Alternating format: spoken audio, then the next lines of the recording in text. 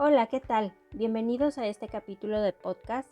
Es un gusto poder compartir contigo el día de hoy un tema muy interesante, que es comprender los postulados de la ontología del lenguaje, el lenguaje como dominio consensual. También hablaremos del lenguaje como coordinación de acciones, la capacidad recursiva del lenguaje humano. Analizaremos al individuo como construcción lingüística y el signo. Yo soy Araceli, estudiante de Educación Inclusiva. Te saludo desde Guadalajara, capital del estado de Jalisco. Primero que nada, agradezco tu atención. Espero que estés teniendo un gran día.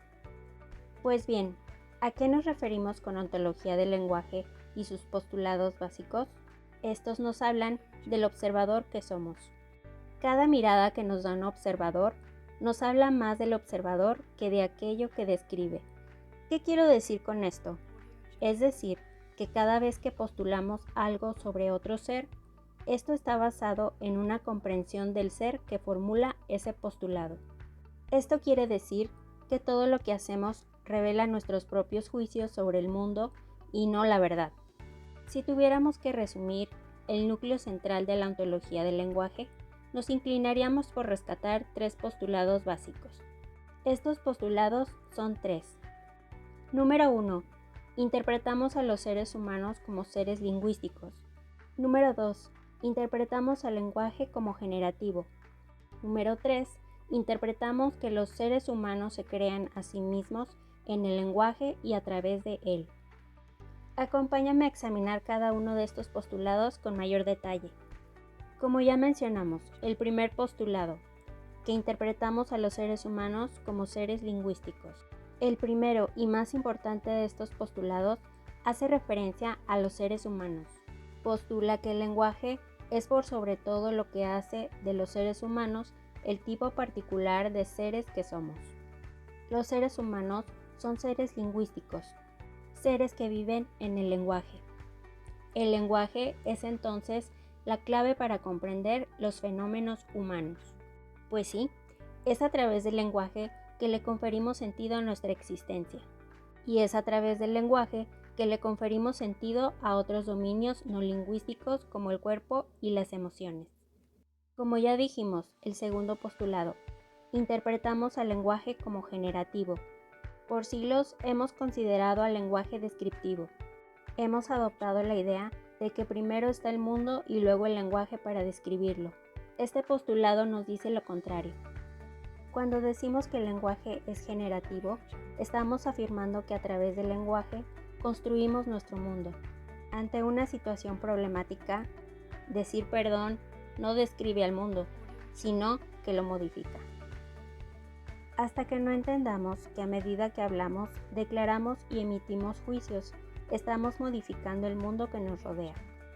En otras palabras, este postulado reconoce que el lenguaje no solo nos permite hablar sobre las cosas, el lenguaje hace que sucedan las cosas. Aquí el lenguaje es generativo, por lo tanto, el lenguaje no solo nos permite describir la realidad, el lenguaje crea realidades. La realidad no siempre procede al lenguaje, este también precede a la realidad. Al postular que el lenguaje es generativo, estamos sosteniendo que el lenguaje es acción. Tal como lo comentamos anteriormente, a través del lenguaje no solo hablamos de las cosas, sino que alteramos el curso espontáneo de los acontecimientos. Hacemos que cosas ocurran. Un ejemplo sencillo es al proponerle algo a alguien o al decirle sí, no o basta a alguien, intervenimos en el curso de los acontecimientos. Ahora bien, el tercer postulado. Interpretamos que los seres humanos se crean a sí mismos en el lenguaje y a través de él. Asumimos que cada ser humano tiene una forma de ser con la que ha venido al mundo o que se fue constituyendo durante su infancia. Esto en gran parte es cierto, pero no podemos seguir creyendo en la respuesta metafísica donde somos inmutables y no podemos cambiar. La ontología del lenguaje asume una posición radicalmente diferente. Sostiene que la vida es el espacio donde los individuos se crean a sí mismos. Esto quiere decir que los seres humanos nacen dotados de la posibilidad de participar activamente en el diseño de su forma de ser.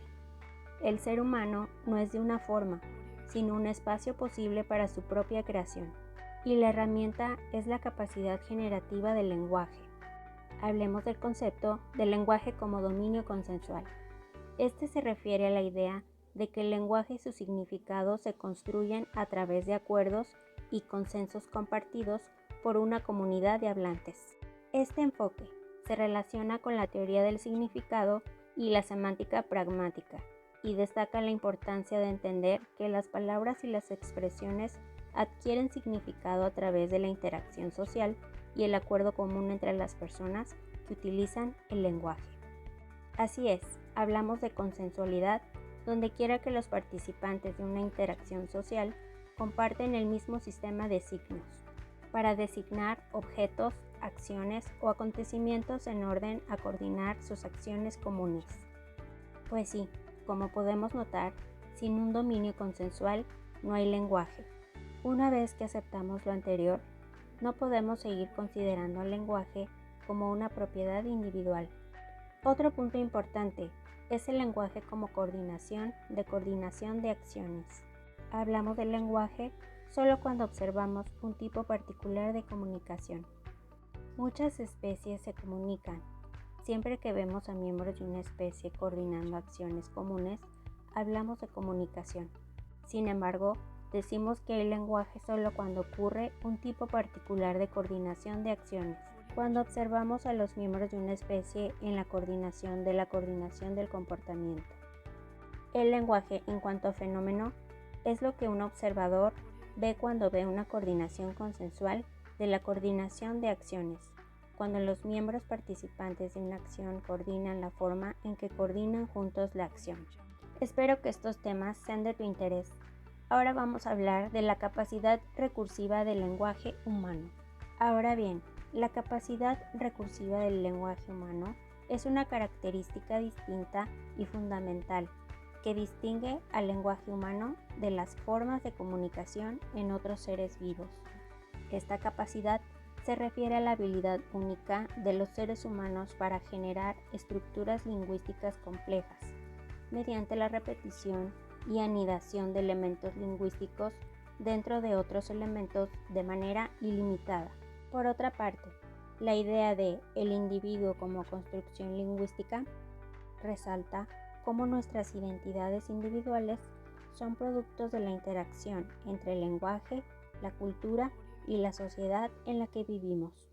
Esta perspectiva cuestiona la idea de que la identidad es algo fijo y que enfatiza la importancia de comprender cómo el lenguaje y la cultura construyen a la formación de nuestra comprensión de nosotros mismos y de los demás. Y por último, pero no menos importante, hablemos del signo. Este no se reduce a las cosas materiales, sino se complementan con las ideas que tenemos sobre esas cosas. Todo signo representa una idea y un concepto de naturaleza mental y psíquica. Imaginemos que estamos ante la luz roja de un semáforo. El signo no es únicamente la presencia visual de esa luz en el semáforo, sino que se complementa con su concepto. Es decir, que con nuestra mente pensamos en que tenemos que detenernos ante esa luz para evitar un accidente de tránsito y para que el tráfico de la vía que cruza pueda circular mientras nosotros esperamos. Lo que el signo lingüístico une no es una cosa y un nombre, sino un concepto y una imagen acústica. Volviendo al ejemplo del semáforo, la imagen mental a la cual nos remite el código gira en torno al concepto de peligro, es decir, de detenernos ante una alta probabilidad de riesgo que cada quien imagina de acuerdo a sus propias experiencias. Hay quienes imaginarán un accidente, un choque o un volcamiento. Otros imaginarán a la policía citándonos con una infracción de tránsito, etc. Pues como vemos, el significado que damos a los signos es de carácter individual y al mismo tiempo colectivo. Este análisis fue hecho por el autor Saussure, que en resumen, el signo es una dualidad formada por significante y significado. Nuevamente, estos dos momentos no pueden existir por separado. Los dos se complementan para formar una unidad. y esta unidad es el signo como tal. Pues bien, hemos retomado las ideas más relevantes y significativas de estos temas, que serán de gran utilidad para comprender el lenguaje humano y cómo los seres humanos somos seres lingüísticos. Como conclusiones y comentarios finales, como pudimos comprender, el lenguaje humano es mucho más que una herramienta de comunicación. Es la esencia de nuestra existencia como seres humanos. Nos define, nos conecta, nos permite explorar lo desconocido y comprender lo conocido.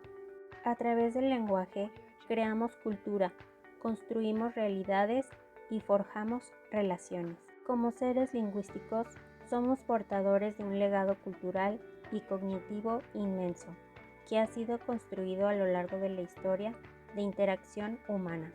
Somos seres inmersos en un océano de palabras y a través del lenguaje damos forma a nuestra realidad, cultura y evolución.